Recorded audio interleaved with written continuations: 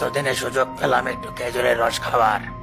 আজ অনেক দিন পর পেট পুরে খেজুরের রস খাবো।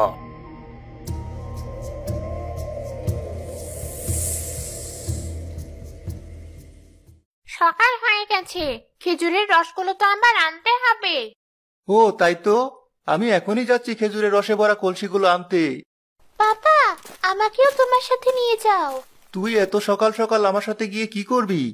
নিয়ে যাও, নিপা তোমাকে একটু সাহায্য করতে পারবে। ঠিক আছে, চল তবে। সারা রাত অনেক খেজুরের রস খেয়েছি, এখন আর নড়তে পারছি না। কারো পায়ের শব্দ পেলাম মনে হয়। ওরা তাহলে এসে পড়েছে। এখান থেকে আমার তাড়াতাড়ি সরে যাওয়াই ভালো।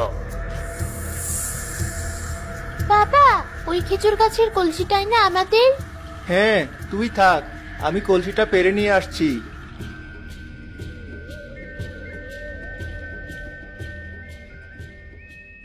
বাবা, কতটুকু রস হয়েছে কলসিটাতে? অদ্ভুত ব্যাপার, সারা রাত কলসিটাকে গাছে ঝুলিয়ে রাখার পরেও কলসিটাতে এক ফোঁটা রসও নেই। কি বলছো বাবা? কলসিটার কোথাও ছিদ্র নেই তো? না তো, তেমন কিছু তো চোখে পড়ছে না। থাক বাবা, কি আর করার। তুমি আগের কলসিটার বদলে ওখানে আরেকটা কলসি লাগিয়ে রেখে এসো। আজ খালি হাতে বাড়ি ফিরতে হবে। আজ কপালটাই খারাপ। খালি হাতে বাড়ি ফিরলে যে, খেজুর রসের কলসিটা কোথায়? আর বলো না, কত যত্ন করে কলসিটা খেজুর গাছে লাগিয়ে রেখে এসেছিলাম। সকালে গিয়ে দেখি ভেতরে এক ফোঁটা খেজুরের রসও নেই। বলো কি, আগে তো কখনো এমন হয়নি। আর কি করার, আবার কলসিটা খেজুর গাছের সাথে ঝুলিয়ে রেখে আসলাম। রাতে আবার যাব রস আনতে। ঠিক আছে, আমাকেও তোমার সাথে নিয়ে যেও এবার।